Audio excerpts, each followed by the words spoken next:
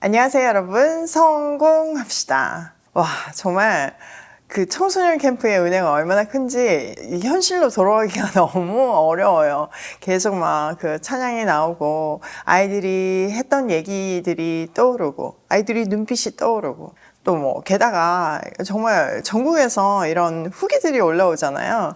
아이들이 너무 감동이어서 시설 원장 선생님까지 인사를 하시고 이런 기적적인 일에 쓰임 받았다는 사실이 너무나 감격스러워요. 지금 자기 집으로 돌아간 우리 조카들도 같은 마음이겠죠? 정말 우리가 기도한 대로 대세를 따라서 블레셋에 투항했다가 또 하나님이 역사하심을 보고 이스라엘에 붙은 그 이스라엘 사람들처럼 또 막 무서워서 숨었던 그 사람들처럼 아이들이 다 나와가지고 이 하나님이 왕이심을 고백하는 이 대세에 정말 따라가는 것 같아요. 그리고 우리가 또 기도했잖아요. 우리 아이들뿐만 아니라 아이들이 그 원으로 돌아갔을 때 거기서도 복의 근원이 되어서 이게 일파만파 퍼지게 될 것이다. 이런 기도를 했잖아요. 말씀이 그렇게 주어졌고요.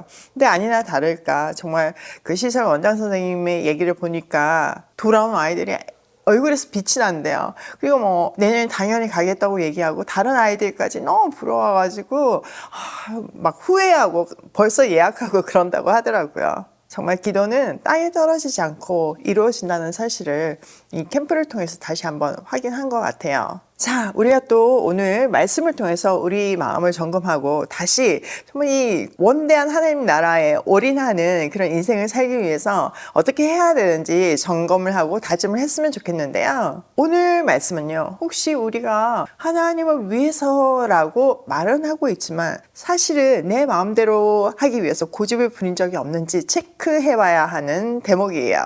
이게 다 하나님을 위한 일이야. 이게 다 우리 가정을 위한 일이야.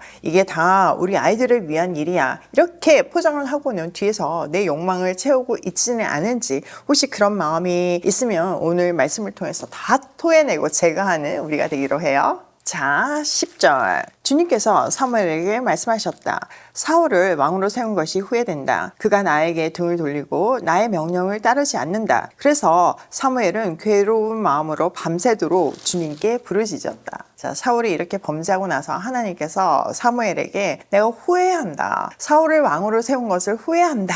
이렇게 말씀하세요. 이거는요, 하나님이 진짜 실수하셔서 후회하신다는 뜻이 아니에요. 기대했던 자녀가 빗나갈 때 부모의 마음이 무너지잖아요. 이거는 하나님의 깊은 슬픔과 인격적인 고통입니다. 사무엘은 그 하나님의 마음이 어떠한지를 알기에 밤새도록 통곡하면서 기도해요. 자, 바로 그 시각 사울은 어떤 태도를 가지고 있을까요? 자, 12절. 사무엘은 사울을 만나려고 아침 일찍 일어났다. 누군가가 사울이 갈멜로 가서 승전비를 세우고 나서 거기에서 떠나 계속 행진하여 길갈로 내려갔다고 전해주었다. 와우, 이제 정말 이제 본색이 드러나는 거죠. 사울이 갈멜로 가서 승전비를, 자기를 위해서 기념비를 세워요. 하나님은 이렇게 너무나 가슴 아파하며 가슴을 치며 우시는데 사울은 승리에 도취해서 자기 이름을 돌에 새기고 있었던 거예요. 자, 처음 사울을 생각해 보세요. 이렇게 짐짝 뒤에 숨을 만큼 겸손했던 사람이잖아요. 그런데 그런 사람이 하나님의 영광을 가로채고 자신의 업적을 막 자랑하는 교만의 정점에 섰어요. 우리가 정말 늘 깨어서 하나님 앞에 엎드리지 않으면, 하나님 말씀에 귀를 기울이지 않으면 이렇게 될 수 있다는 것을 경고하고 있어요. 일단 우리가 앞에서 살펴본 것 같이 지금 사울은 기가 막혀서 하나님의 말씀이 들리지 않아요. 그러니까 이제 자기 생각에 빠져가지고 더 자기 중심적으로 변하고 있는데요. 한번 볼게요. 13절. 사무엘이 사울이 있는 곳에 이르니 사울이 그를 보고 인사하며 말하였다. 주님께서 주시는 복을 받으시기 바랍니다. 나는 주님의 명령대로 다 하였습니다. 그러자 사무엘이 물었다. 나의 귀에 들리는 이 양떼의 소리와 내가 듣는 소떼의 소리는 무엇입니까? 사무엘을 만난 사울은요, 너무 뻔뻔하게 인사를 해요. 내가 하나님이 주신 명령을 다 그대로 했다는 거죠. 완벽한 자기 기만에 빠진 거예요. 그러니까 기가 막힌 사람은요, 하나님의 은혜에서 멀어진 사람은요, 그냥 어떤 행동을 그러니까 정상적으로 파악도 안 되고 자기 의를 위해서 한 것도 하나님을 위해서 한 것으로 이렇게 착각에 빠질 수 있다는 것을 경고하고 있어요. 그런데 하나님은 포기하시지 않으시죠. 그래서 사무엘을 통해서 계속 얘기하시잖아요. 사무엘이 아주 전곡을 찌르는 질문을 했잖아요. 그렇다면, 다 순종했다면 지금 내 귀에 들리는 양떼와 소떼 소리는 뭐냐고 이렇게 질문을 던져요. 양심이 확 찔리는 질문이잖아요. 근데요, 한번 뻔뻔해지니까 그 뻔뻔해지는 속도가 엄청나요. 15절 보세요. 사울이 대답하였다. 이것은 아말렉 사람에게서 빼앗은 것입니다. 우리 군인들이 예언자께서 섬기시는 주 하나님께 제물로 바치려고 양떼와 소떼 가운데서 가장 좋은 것을 남겼다가 끌어왔습니다. 그러나 나머지 것들은 우리가 진멸하였습니다. 자, 지금 하나님이 분명히 다 없애고 진멸하라고 했잖아요. 근데 자기의 판단대로 좋은 것은 남겨두고 나머지는 다 버렸대요. 진멸시켰대요. 그런데 이제 눈앞에 사무엘의 표정이 심상치가 않았겠죠. 그래서 변명을 늘어놓습니다. 첫 번째는 내가 그러려고 한 게 아니라 우리 군인들이 남기자고 했다. 책임을 전가하고 있어요. 엄청 치사하죠. 두 번째는 하나님께 제사하려고 이걸 남겼다. 이렇게 자기의 욕심을 종교적으로 포장하고 있어요. 세 번째는 당신의 주 하나님께 이렇게 얘기하고 있잖아요. 그 직감하는 거예요. 이미 자기와 하나님은 끊어졌다는 사실을요. 그래서 나의 하나님이 아니라 당신의 주 하나님이라고 표현을 하는 거죠.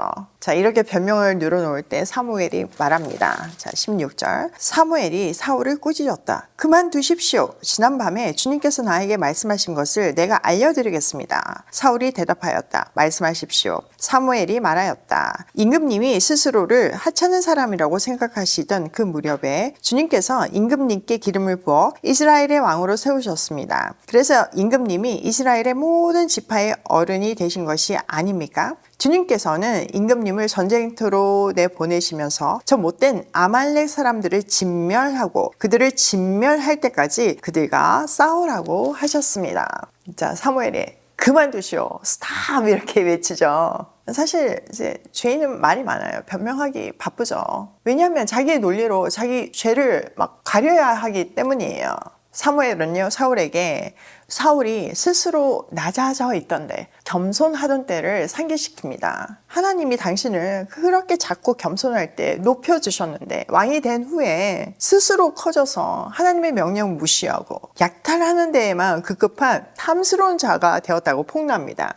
자, 여기에 약탈이란 단어는요, 히브리어 원어에서 보면 먹이를 보고 달려드는 맹수한테 쓰는 단어거든요. 그러니까 지금 그 사울이 하나님의 말씀이 아니라 본능적으로 정말 욕망에 사로잡혀서 뭔가 이익이 되면 확 달려들어서 먹는 그런 본능적으로 변했다고, 그런 탐욕스러운 자아가 되었다고 딱 찍어서 얘기하고 있는 거예요. 자, 20절. 사울이 사무엘에게 대답하였다. 나는 주님께 순종하였습니다. 주님께서 보내시는 대로 전쟁터로 나갔고 아말렉 왕 아각도 잡아왔고 아말렉 사람도 진멸하였습니다. 다만 우리 군인들이 전리품 가운데서 양떼와 소떼는 죽이지 않고 길갈로 끌어왔습니다. 그러나 그것은 예언자께서 섬기시는 주 하나님께 제물로 바치려고 진멸할 짐승들 가운데서 가장 좋은 것으로 골라온 것입니다. 자, 사울은 이렇게 정확하게 얘기했는데도 불구하고 다시 한번 이렇게 막 부인하죠. 나 진짜 순종했습니다. 하나님이 시켜서 전쟁터 나갔고 아말렉 왕 아가 끌어왔고 하나님께 제사 드리려고 가장 좋은 것을 남겼습니다. 내가 뭐 잘못했습니까? 이렇게 얘기해요. 저는 이 장면을 보면서 참 많은 생각이 들더라고요. 우리가 한번 정말 하나님하고 이렇게 끊어지고 들을 끼가 이렇게 닫히면 정말 이렇게 우길 수 있겠구나. 내가 막 거짓말을 해야지 이러면서 우기는 게 아니라 진짜 착하게 사로잡혀서 이렇게 빡빡 우길 수도 있겠구나, 이런 생각을 해요. 사실 우리 이런 사람들 보잖아요. 그러니까 내 생각에 사로잡히지 않고 하나님께 사로잡혀 사는 삶이 얼마나 큰 축복인지, 얼마나 정말 큰 파워인지 다시 한번 깨달아요. 자, 지금 사울이 주장하는 거 보세요. 사실 아말렉 왕 아가를 잡아오고 좋은 짐승 갖고 온 거, 이거는 칭찬받을 짓이 아니라 불순종의 증거였어요. 근데 이거를 자기가 하나님 말씀대로 했다는 순종의 증거로 들이대고 있잖아요. 근데 우리가 저번 시간에 살펴본 것 같이 이 적군의 왕을 잡아온 거는 고대 근동사회에서 승리의 트로피였어요. 그러니까 솔직히 말해서 자기의 공로를 가시하려고 생포해서 데리고 온 거거든요. 그런데 여전히 하나님을 위해서라고 빡빡 우기면서 착각하고 있는 거예요. 근데 우리가 순종이라는 이름으로 내가 좋아하는 것, 내 욕망을 감추어서 막 행하는 것이 얼마나 큰 심판인지 이거 딱 여실히 보여주고 있어요. 사울의 인생은 하나님 중심에서 완전히 자기 중심으로 옮겨졌고, 그는 진짜 자기 인생뿐만 아니라 이스라엘의 진짜 왕이신 하나님을 다 반역하고 자기가 왕자리에 올라갔어요. 완전 왕권의 구테타를 제대로 일으킨 거죠. 자, 22절. 사무엘이 나무랐다. 주님께서 어느 것을 더 좋아하시겠습니까? 주님의 말씀에 순종하는 것이겠습니까? 아니면 번제나 화목제를 드리는 것이겠습니까? 잘 들으십시오. 순종이 제사보다 낫고 말씀을 따르는 것이 숫 양의 기름보다 낫습니다. 와, 진짜 유명한 구절이죠. 성경 전체를 간통하는 굉장히 중요한 원리를 딱 선포하고 있어요.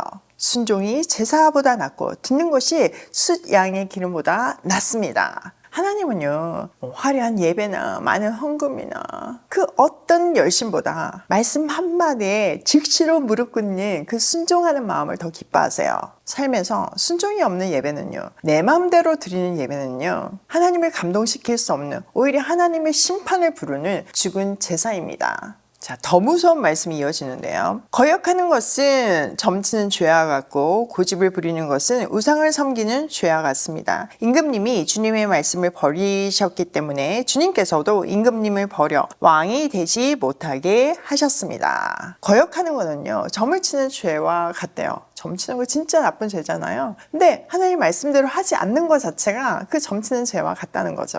또 왕과 고집은요, 우상숭배랑 같대요. 그러니까 나를 섬기는 거잖아요. 내 마음대로 하겠다는 거죠. 그건 우상숭배랑 같대요. 제1계명을 버리는 거랑 같다고 무서운 경고를 하십니다. 이렇게 내 생각과 내 고집을 하나님의 말씀 위에 두는 거, 그게 곧 우상숭배입니다. 여러분, 이거는 선악과 사건하고 똑같은 거예요. 하나님이 따먹지 말라고 했잖아요. 근데 내가 판단해서 이 따먹어도 안 죽을 것 같고 괜찮을 것 같으니까 하나님 말씀 위에 내 생각을 두고 따먹었잖아요. 이게 죄라고 성경이 말하고 있잖아요. 근데 이게 정말 하나님의 한 수예요. 우리가 먹어야만 살 수 있잖아요. 그러니까 먹기 위해서 뭔가를 먹으려고 할 때마다 하나님의 말씀을 떠올려야 하는 거예요.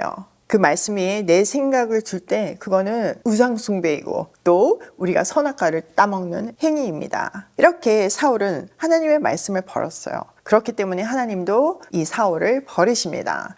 정말 무서운 대목이에요. 우리는 절대로 정말 죽는 그날까지 하나님 말씀을 최상위에 두고 하나님의 왕되심을 고백하는, 그래서 이렇게 버림받지 않는 인생 살기로 해요. 자, 오늘 내용을 우리 삶에 한번 적용을 해보면, 첫 번째, 위하여라는 포장지를 벗기자. 이거 교회를 위해서야, 우리 올 패밀리를 위해서야, 이거 우리 가족을 위해서야 라고 말하지만 사실은 내 안에 내 욕심을 채우기 위해서 우리는 뭔가를 할 수 있어요. 그런데요, 그 번지르르한 말과 포장으로 사람은 속일 수 있을지 모르겠지만 하나님은 절대로 속이지 못합니다. 그런데 감사한 것은 하나님은 이렇게 사무엘을 통해서 경고를 주신 것 같이 사람을 통해서 경고를 주시거든요. 그때 듣고 회개하고 돌아서야 돼요. 네 인생의 모든 포장을 벗기고 정말 온전히 하나님 앞에서 정결하고 순전한 태도로 살기로 해요. 두 번째, 변명 대신 침묵과 회개를 선택하자. 잘못이 드러났을 때 누구 때문에 상황이 어쩔 수가 없었어 이렇게 말이 길어지고 가리고 계시진 않으신가요? 잘못했을 때는요, 입을 닫아야 돼요. 진정한 회개만이 살 길입니다. 세 번째, 순종이 제사보다 낫다. 여러분, 이 말씀은 정말 우리 가슴에 새기고 또 새겨야 돼요. 어떤 큰 봉사라 할지라도, 어떤 큰 헌금이라 할지라도 정말 그것보다 하나님 기뻐하시는 거는 나의 진심 어린 순종입니다. 오늘도 하나님이 나의 어떤 재물이나 헌금이나 예배를 받으시기를 원하시는 것이 아니라 내 마음을 원하고 나의 순종을 원하신다는 것을 기억하며 고고싱 해요.